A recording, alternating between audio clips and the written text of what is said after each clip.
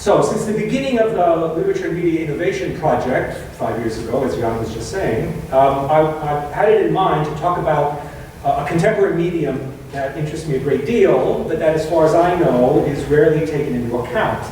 And now's the time to talk about it. When we use the term medium in the contemporary context, we typically mean digital and electronic media. We sometimes mean older analog media, such as film and printed book. But we seldom, if ever, think of built space as a medium for the display and consumption of verbal art. And that's what I want to talk about today. This will be, as you will see, provisional and speculative. It's organized around 4 main case studies, and it mentions several ancillary cases. It will surely strike you as pre-theoretical or under-theorized, inadequately theorized, merely descriptive. It's all those things. If there are theoretical tools or approaches that I've overlooked, I would appreciate your telling me about them. I would also appreciate your reflection on cases of verbal art and built space with which you are familiar yourselves. I've limited my main cases to sites that I have personally visited and directly experienced, with the consequence that my examples are mainly, not exclusively, but mainly North American. And indeed, 2 of them are found in my home state of Ohio. I encourage you to correct my provincialism by suggesting examples from further afield than my rather narrow range examples. But first, some examples. When I say verbal art and built space, what exactly do I have in mind? Actually, we're all familiar with examples of verbal art and built space, though we may not think of them in those terms. Monuments are a common example, familiar to everyone. Here's a globally recognizable cityscape, New York Harbor, with Statue of Liberty and Liberty Island in the foreground, Midtown Manhattan behind it, New Jersey over the left. As you're perhaps aware, on the base of the statue is affixed a bronze plaque bearing a famous text, right? Give me your tired, your poor, your huddled masses yearning to breathe free, the wretched refuse of your teeming shore. Send these, the homeless tempest-tossed, to me. I lift my lamp beside the golden door. You may not be aware that the last lines are the last lines of a sonnet by the late 19th century American writer of Jewish descent, Emma Lazarus, who wrote her poem without any intention that it should be displayed on the base, but in order to publicize a campaign to raise money for the construction of the base. This is in many respects a typical instance of verbal art in built space. But what especially interests me is the contemporary revival of built space as a medium for verbal art on the part of advanced and ambitious artists. Here's the sort of thing I have in mind. This is Anne Hamilton's verse from 2011, a word art installation that fills from edge to edge the floor of the Buckeye Reading Room in the Thompson Library of Ohio State University, my university library. One distinguished art critic groups all of Anne Hamilton's installation art under the heading of inscribing place. That's precisely what I want to try to elucidate here today. How exactly do contemporary artists like Hamilton go about inscribing space? And what are the implications for our collective reflection on literature and media innovation? So, how to begin thinking about verbal art in built space? Even at the peak of, or what I think of as the peak of the semiotic approach to architecture from the late 70s through the early 80s, none of the theorists of architectural meaning, including figures like Umberto Eco and Charles Jenks, none of them seems to have paid much attention to the presence and function of verbal semantics in architecture. This lacuna in the architectural literature has an advantage, an upside for me, because it gives me an opportunity to mention my mentor, the late Benjamin Harushevsky, who changed his name to Harshav, who's the founder of the Tel Aviv School of Poetics, and who published one of the few accounts that I'm aware of on the interaction of verbal art and built space, which came out in 1979, and reprinted in his book in 2007. Harshav, of course, was primarily a literary theorist and a literary scholar. And he uses an architectural example only in order to illustrate his general model of what he calls the three-dimensional structure of semiotic objects. His insights into architecture are, strictly speaking, incidental. Nevertheless, they're highly illuminating for my present purposes. Harshav describes Okay. Harshov describes verbal inscriptions attached to Bolt Hall, which since 1951 has been the home of the University of California at Berkeley's law school. 3 of the building's inscriptions are labels, naming the building and referring to the institutions it houses. So the law school, the library, and the name, Bolt Hall of Law. More complex is the speech act performed by the longer inscription from Benjamin Cardozo, a justice of the United States Supreme Court in the 1930s, which is this inscription here. You will study the wisdom of the past, for in a wilderness of conflicting counsels a trail has there been blazed. You will study the life of mankind, for this is the life you must order, and to order with wisdom must know. You will study the precepts of justice, for these are the truths that through you shall come to their hour of triumph. Here's the high-end prize, the fine endeavor, the splendid possibility of achievement to which I summon you and bid you welcome.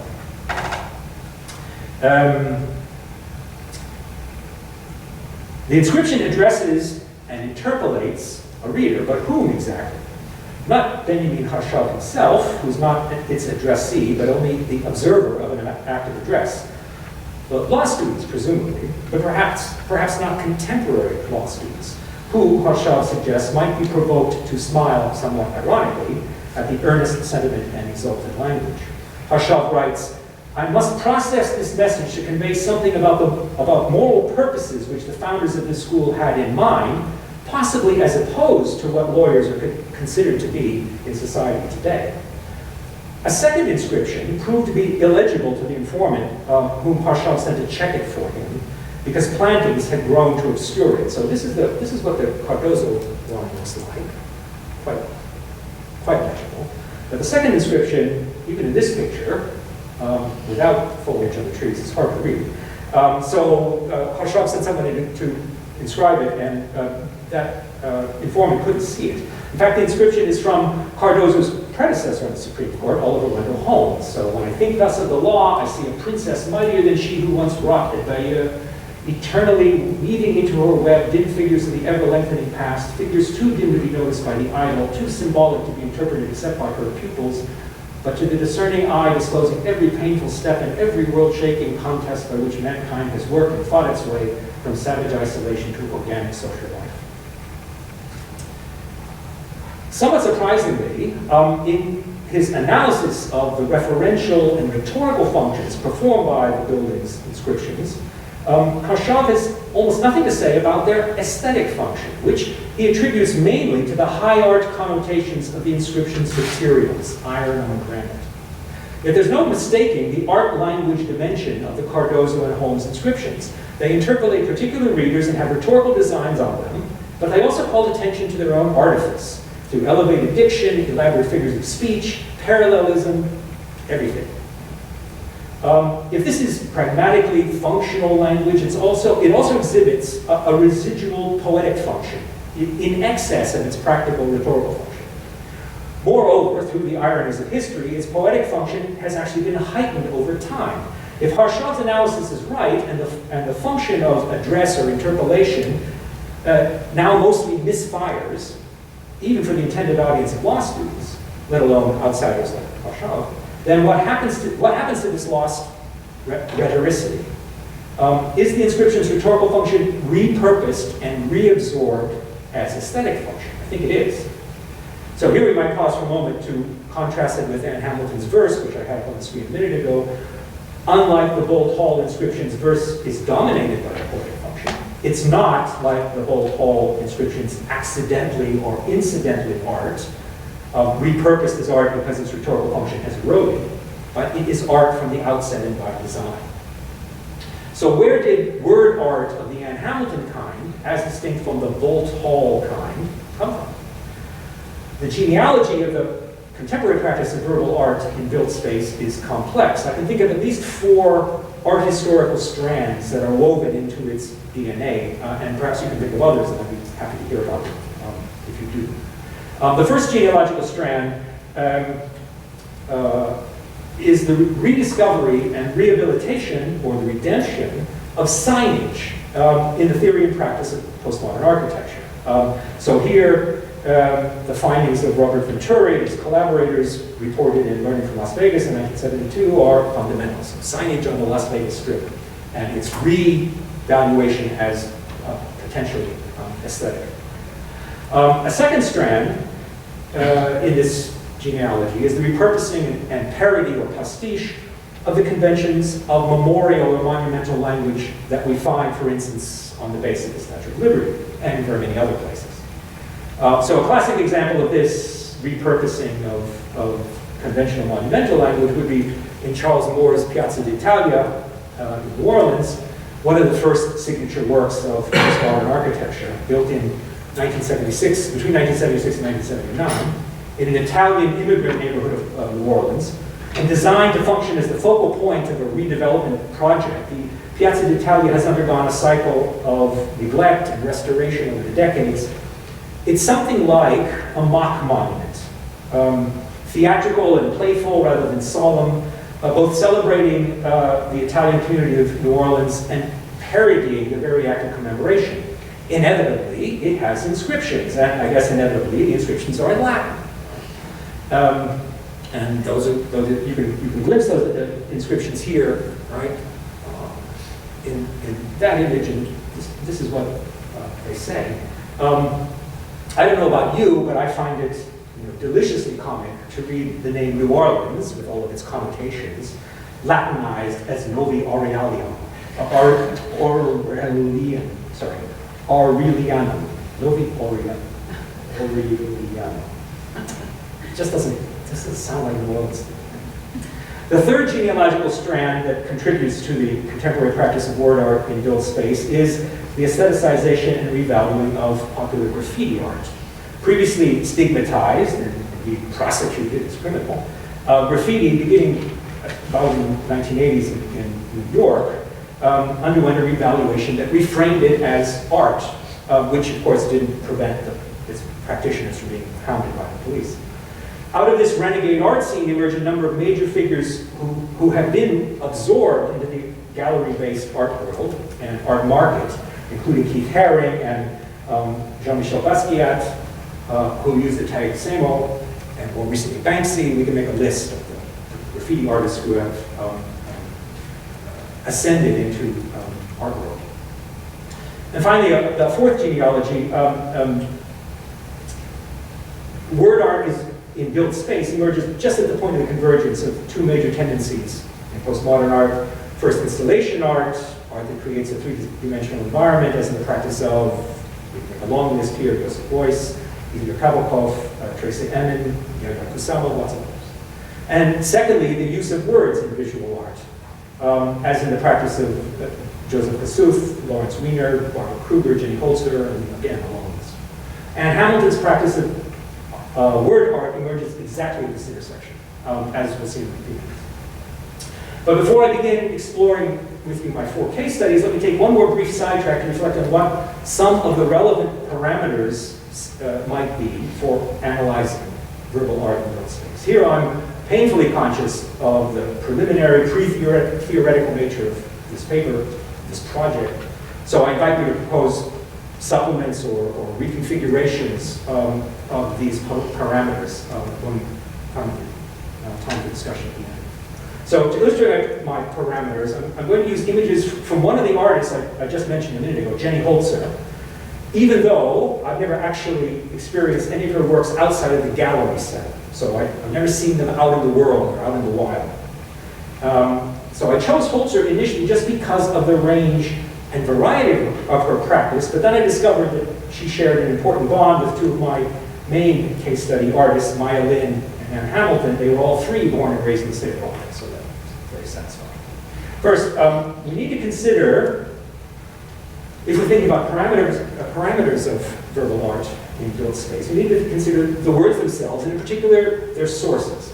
Much of the language used in these built environments, as in examples I've already shown you, is found language, or intertextual language, and we'll see more of it as we go along. So there's often this dimension of intertextuality that needs to be accounted for.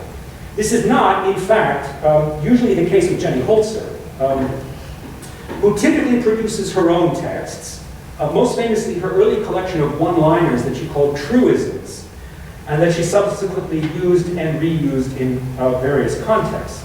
However, even though they are actually original with her, Holzer's truisms sound like found language, like expressions of popular consciousness. The art critic David Josely writes, "The truisms impersonate cliches. They are not linguistic ready-mades." Holzer wrote them herself with great effort, but their effect is that of conceptual ready-mades. So secondly, we need to consider the materiality of the words and of their support. This is the parameter that Harshab is accounting for when he identifies the Bolt Hall inscriptions as iron on granite, right? Raised iron letters affixed to a granite wall. Holzer's practice is interesting for the range of its materials. She has posted her texts on flyers on the walls of Lower Manhattan, right beside the sort of graffiti art that Sama or Basquiat was inscribing with spray paint just about at the same time. She's created bronze plaques and affixed them to buildings, producing an effect of fake authority and solemnity.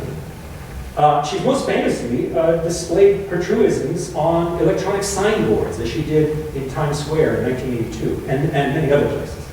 And she's projected them as xenon light on urban surfaces. So we need also then, thirdly, to reflect on the relation between the words and their support. First, their referential function, if there is any, as for instance there is in the labeling of Bolt Hall, McHale Library, School of Law in Harshab's example, or in the inscriptions on the Piazza d'Italia. More interesting, however, are the connotations of juxtaposing this text with this support in this environment. What does it mean, for instance, when a commercial sign of, let's go back to that one, commercial sign in Times Square, the very heart of American consumer society, displays the words, "Protect me from what I want." Or when a theater marquee on 42nd Street displays the words, "Slipping into madness is good for the sake of comparison." Or when "Money creates taste" appears on a sign for the Caesars Palace Casino in Las Vegas, precisely the sort of signage that Robert Venturi and his collaborators once learned from. Finally, then, we need to reflect on the itineraries of those who actually encounter these artworks out in the world or in the wild. Right? The sequentiality of our experience of language in built space. That sequence is different if we encounter a Jenny Holzer poster while going about our daily business on the Lower East Side of Manhattan. Then if we encounter it during a leisure visit to Times Square, where it looms high above us and can be viewed from many vantage points. And different again if we encounter it while speeding by in an automobile on the Las Vegas Strip. Okay, this brings me finally to the first case study, which might surprise you. This is, of course, Meyerling's Vietnam Veterans Memorial on the National Mall in Washington, D.C. From 1982. Surely the Vietnam Veterans Memorial, despite its innovative form, is entirely conventional with respect to language, much more akin to the plaque on the Statue of Liberty than it is to Jenny Holzer's word displays. After all, like many other monuments everywhere in the world, including here in Belgium, the Vietnam Veterans Memorial essentially consists of a list of names carved into a vertical slab of rock. In this case, the names of American soldiers killed in the Vietnam War, carved into a wall of granite. What could be more conventionally monumental? Where's the verbal art of that? Meyerling's Vietnam Veterans Memorial is, in some sense, a victim of its own success. A site of tourism and pilgrimage embraced by the public, it, I think, jump-started a revival in monument building from the 80s on. Its very success obscures some important dimensions of the memorial that distinguishes it from other war monuments and affiliates it with verbal art. First of all, the list of names of the fallen is actually highly unconventional because it avoids conventional ways of ordering the names. Alphabetical order, or perhaps grouped according to the military units in which the fallen soldiers once served. Instead, Meyerling's list proceeds in chronological order, beginning with those who died in the earliest weeks and months of the US war in Vietnam and ending with those who died in the last days of the war. This unconventional ordering system has a pragmatic aspect. Alphabetical order would have grouped common surnames together illegibly, as in a telephone book. Whereas chronological order individuates the dead, making their unalphabetized names paradoxically easier to locate than alphabetized ones would be. But chronological order also has what I want to call a narrative aspect. It historicizes the dead, restoring them to the historical frame of the war in which they lost their lives. Of course, narrativizing the list doesn't necessarily transform it into verbal art, though Maya Lin herself evidently hoped it would. She's quoted as saying, by more than one source, that listing the names in chronological order would be like an epic poem. Something like the Iliad, presumably, with its catalogs of warships and warriors. Secondly, the lasting popular success of the Vietnam War Memorial makes it hard to remember how controversial it was at the time of its construction in 1982. Maya Lin's design was opposed by some of the very people who lobbied for the monument's construction in the first place, namely veterans of the war. They objected that its materials and profile, black granite instead of white marble, burrowing into the earth instead of thrusting up out of it into the air, sent the wrong message. More insidiously, they suggested that Maya Lin, a native-born American of East Asian descent, might have been the wrong messenger. Implicit racism aside, what the critics of the memorial were reacting to was what we might call its compromised rhetoricity. As with the rhetorical addresses that misfire in Harshav's analysis of Bolt Hall, but much more deliberately, Maya Lin's memorial fails as an active address or interpolation. It's not clear who's being interpolated or to what purpose or end. It is ambiguous or ambivalent in its address. It's not clear whether its ideal addressee is a patriotic supporter of the war or an opponent of it. It's not clear whether it's asking us to celebrate or to mourn, to affirm the war or to deny it. It's designed not to dictate or foreclose our response, but to leave everything open. In other words, it aestheticizes commemoration in ways that early critics found insulting and demeaning, but that has ensured its enduring appeal. In Maya Lin's Vietnam Veterans Memorial, the aesthetic function seems to take priority over the referential and conative or interpellative functions that we conventionally expect in monuments. For those of you who remain unpersuaded that the Vietnam Veterans Memorial qualifies as a work of verbal art rather than a particularly innovative monument, then let me say that I agree.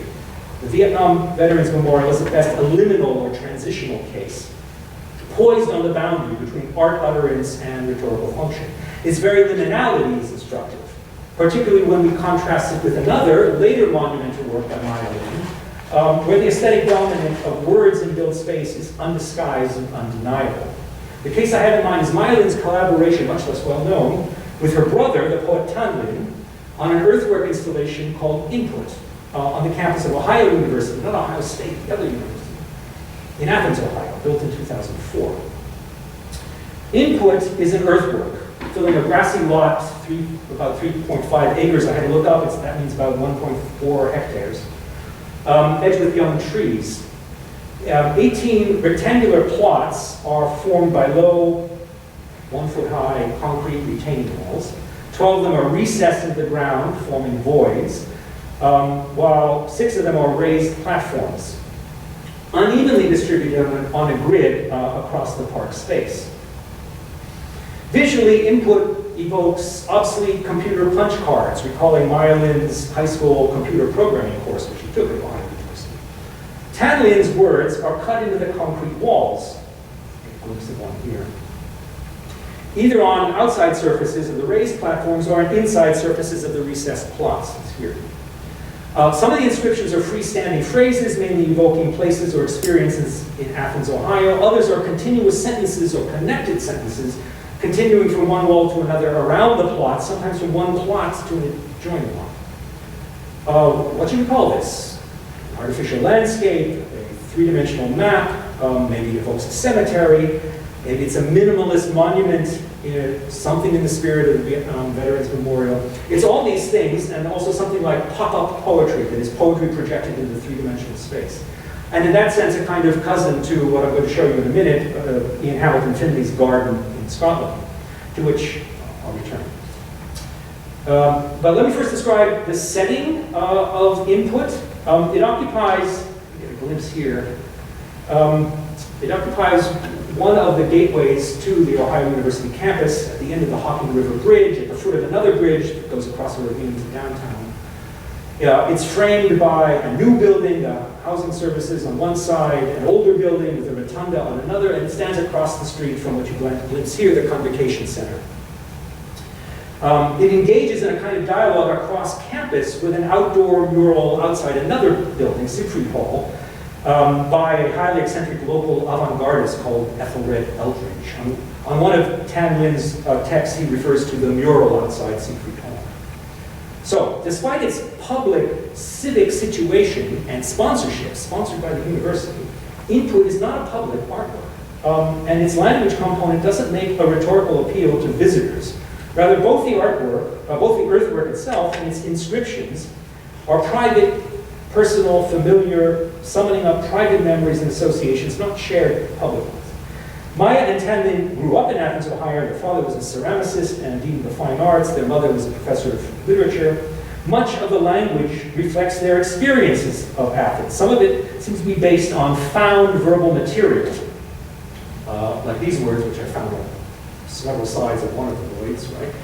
Places, Copperheads were a softball team in Athens, or Beer at the Union, a student bar, the name Drag, Rufus Putnam, who's one of the founders of the town, all local associations. And none of this verbal found material should come as any surprise at all to anyone who's aware of Tan Lin's practice of what some would call conceptual writing or uncreative writing, the recycling and reframing of linguistic material culled from our contemporary media space. To read some of these texts, the visitor must move across the open park from one rectangle to another and move around each rectangle to read text on its four sides, inside or outside. For inside wall text, the recessed plots, you have to read while standing on the opposite side of the rectangle. Here. This one. Oh, it's an outside one too. Okay, let's read that. Horizontal arrows direct you around the perimeter walls. Vertical or angled arrows direct you to a nearby plot where the text continues. So, for instance, this one begins, I want to draw a map of memories. On the next side it continues, because all memories cannot be located next to each other. An arrow takes you to another plot. Sometimes I feel like this is not a map. That arrow takes you across, diagonally, to another plot, but a way of connecting one thing to a feeling I'm not having at the moment. And this text begins, the map you are reading is a kind of topographic landscape. The arrow directs you to another of the plots. Made of words, photographs, and Appalachian topsoil, arrow directs you again. Carved out to resemble rectangular bits of binary code. So you have to be circling in different patterns the plots in order to connect the pieces of the plot. Input situation at the campus gateway seems strangely at odds with its introspective quality. Is this a mismatch?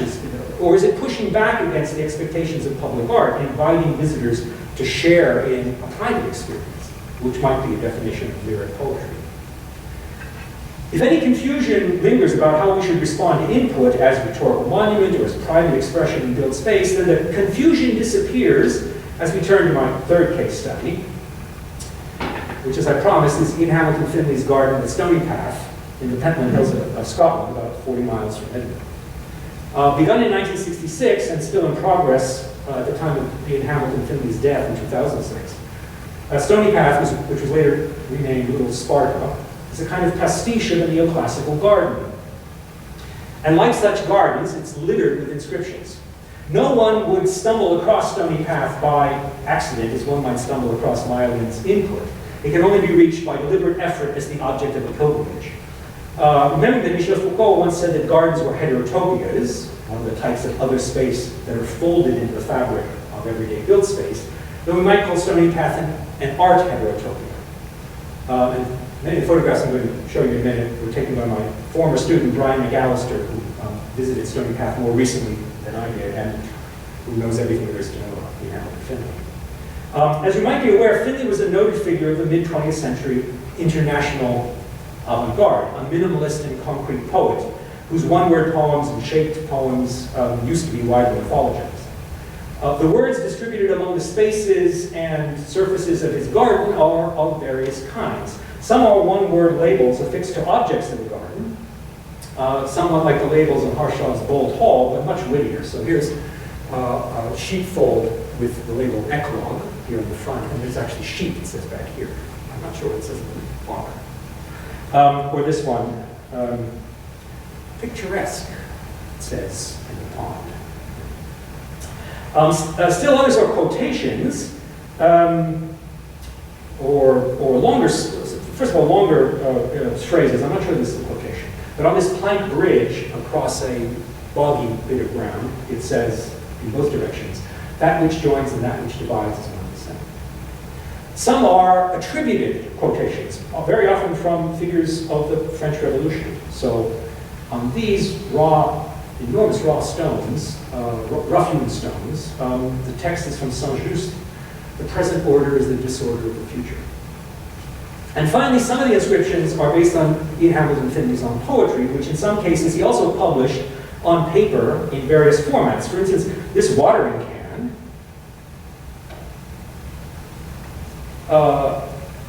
redeploys a text of his from paper: tea, kettle, drum, water, lily, cup. And this bridge, which is barely readable here, reuses lines from a little book of his. Lines of foam, strings of foam, strands of foam, ropes of foam, laces of foam. And these are all courtesy of Brian McHale, the photographs of the books. To experience the poetry at Stony Path, you must literally trace an itinerary through the garden space, seeking out the words in their garden context and attending to the various ways that the language and the setting interact.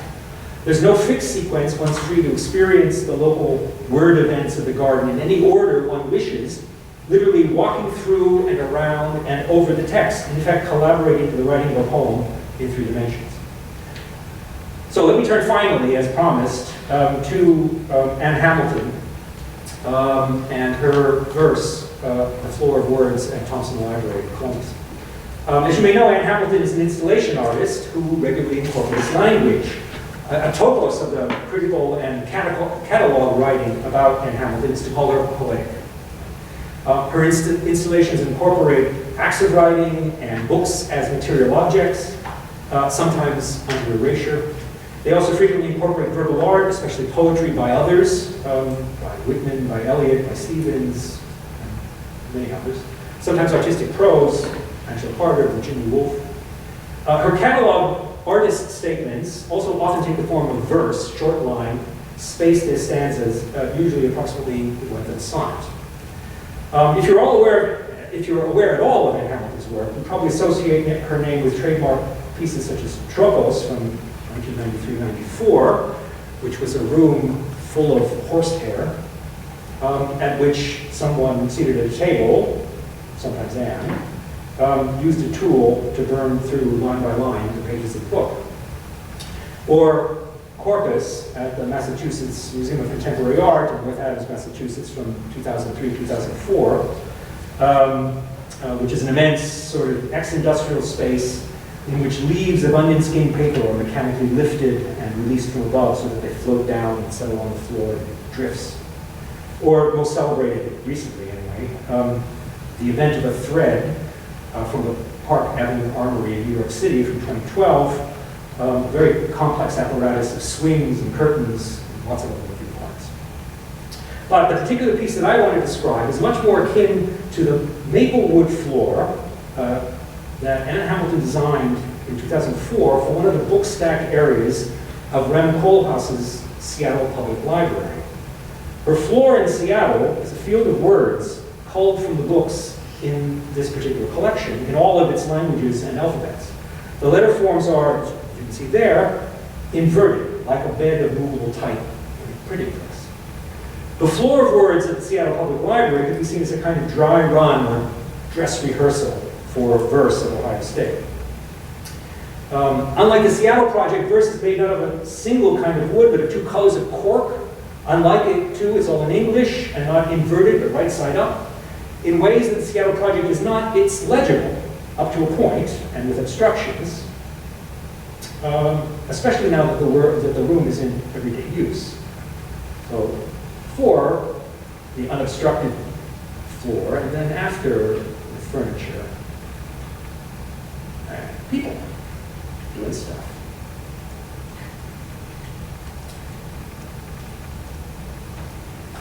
As in the Seattle Project, the words on the floor here are all found language. The central spine of the field of words is comprised of all the words, 299 of them, from a traditional Native American story called The End of the World.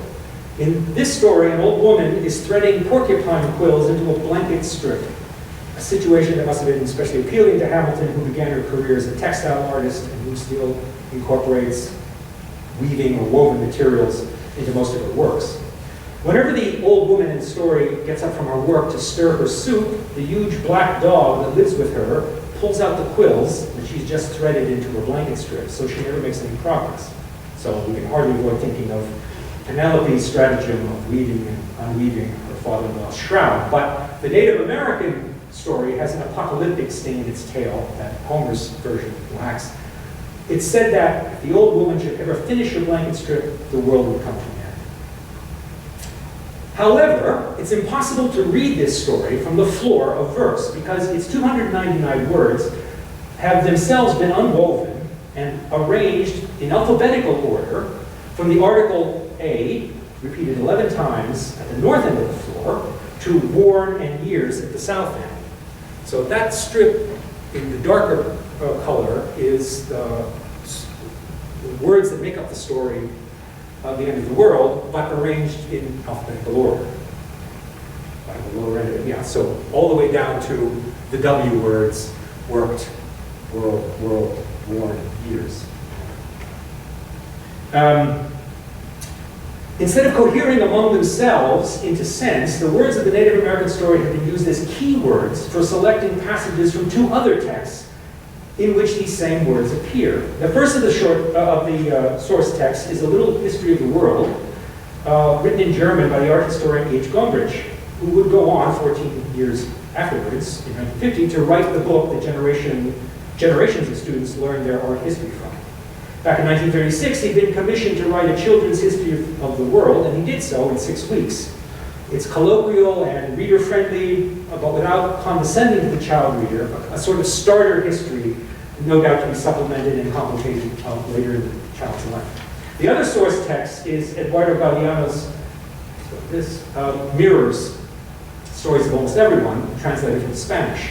This one is a counter-history, an alternative history of the world, written from the margins and interstices, comprising hundreds of short anecdotes retelling myths or minor or invisible historical episodes, or recasting official history in a critical and ironic light. Some of these anecdotes are joke-like and pointed, others are laconic or understated, or calculatedly neutral. Where Gombrich's tone is genuinely innocent, Galeano's is faux naive, intended not for children but for wise young adults. Where Galeano's scope is planetary, with special attention to the histories of the global south, Gombrich's history is unself-consciously Eurocentric, in fact, central Eurocentric, focused on the Germanic-speaking world. So Hamilton's writing through practice puts these two versions of history in conversation with each other, as well as with the Native American story that guides her selection procedure. Gombrich's and Galeano's histories are revealed for what they are, different ways of world-making, relative to this Native American story of world-making and unmaking. Passages lifted from Gombrich alternate with passages from Galeano, but each one is oriented upside down relative to the other. So one reads the Gombrich passages from the west edge of the room to the east, facing north, while one reads Galeano from the east to the west, facing south. In this image, if you tilt your head to the right and read from the top to the bottom, you're reading Gombrich. If you tilt your head to the left and read from the bottom to the top, you're reading Galeano. I initially intended to treat verse as a variant on John Cage's writing through procedures. different only in being applied to two popular histories instead of, as Cage, to Count's Cantos or Joseph Swinburne's Quake. But Anne herself reported to me that she only became aware of the Cage precedent after she was already launched on the process of developing verse, and that her actual models were concordances to Charles Darwin's writings, where keywords in alphabetical order are arranged down the center of the page with the words immediately preceding and following them, flanking them on the left and right. I was also mistaken in assuming that some mechanical procedure determined which passage containing the appropriate word was chosen, as John Cage claimed to have done when writing through the cantos of Dickens' Way. So the first sentence from Gombrich with the article A in it, then the first A from Galliano, then the second A from Gombrich, then so forth, sentence by sentence through the source text, but not so. Anne told me that she amassed sentences containing the appropriate keywords, then chose among them and composed them, that's her term, in an order that seemed intuitively correct. The plane of the word field ends where it intersects the vertical walls of the Buckeye reading room. It's framed by the shape of the floor. That floor, importantly for the expansion and contraction, or the systole and diastole of the passages that comprise it, isn't rectangular, but lens-shaped. Like that, or like that. I suggested to Anne that the shape of the floor was aptly metaphorical for a vehicle of world history. I read it as the shape of a boat, maybe an ark, preserving our history from the end of the world, or a generation starship, which is the topos that science fiction geeks like me like. So ferrying us survivors and our histories to some distant world after the end of the world. And listened politely to my hypotheses, and then she offered one of her own. The floor, she said, was shaped like a human torso. So that's typical. This is history written on the body or woven in. She also said that she liked to imagine that the words didn't end at the walls, that they continued on beyond the walls, a kind of limitless plane. In her imagination, at least, verse bursts its train, spilling beyond it into the world outside the Thompson Library. This is merely virtual limitlessness, of course, but there's another more actual form of frame breaking, of extraliminality, to which verse is perpetually subjected, when furniture is moved in on top of it, and the room is actually used by students every day, and on special occasions, when the everyday furniture is moved out, and the special events are staged in the Buckeye room. So, there's the word field underneath all those people. As furniture and bodies obstruct our view of the word field, as people move around on it, doing their daily business, so lounging and flirting and consulting their smartphones and using their laptops and, sometimes actually reading books. The language of the floor, so carefully arranged by the artist, is continually deranged and rearranged by the room's users in ways unforeseen and unforeseeable, entirely beyond the artist's anticipation or control. The framed object is unframed by its users, opened up to genuinely limitless possibilities. Are the users of the reading room aware that they're using a work of art, that they're literally treading on it? Highly informal interviews conducted by my wife Esther indicate that they are aware that they're interacting with a work of art. Do the reading room's users ever look down and read the floor they're walking and standing on? Maybe rarely. And when they do, what do they read? A few words here, an interrupted sentence there, which they either do or do not try to piece together, and which they interpret just as they please or not at all. For Anne Hamilton, what she calls the intersections between her word field and the bodies and minds of the reading room's users are constitutive of verse as an art object. It's possible that even richer in aesthetic potential than the condition of a framed art object is the condition of vacillation or flicker between framed and unframed, between limited and limitless, between object and experience, between art and its other. That, I think, is what verse is, an object and experience rich in aesthetic potential. And that, I think, is what verse does. It flickers back and forth, maybe in the same way that violin's input and other works of verbal art in built space do. So I don't want to keep us any longer from our reception. So let me just wrap up this way, somewhat inconclusively, by returning you to the parameters of verbal art and built space that I proposed to you in the beginning of this talk. To avoid boring you to death, I didn't refer to them these parameters consistently as I develop my full case studies, but I hope you recognize that they essentially shaped my exploration of each of these cases. Are these parameters the appropriate and adequate ones? Are they exhaustive? Have I been asking the right questions about these instances of verbal arbitral space? Have I been attending to the right things? If not, what should I have been attending to? These are not rhetorical questions, people. I regard these as open questions, and I look forward to hearing your reflections about them or about anything else. So thanks very much.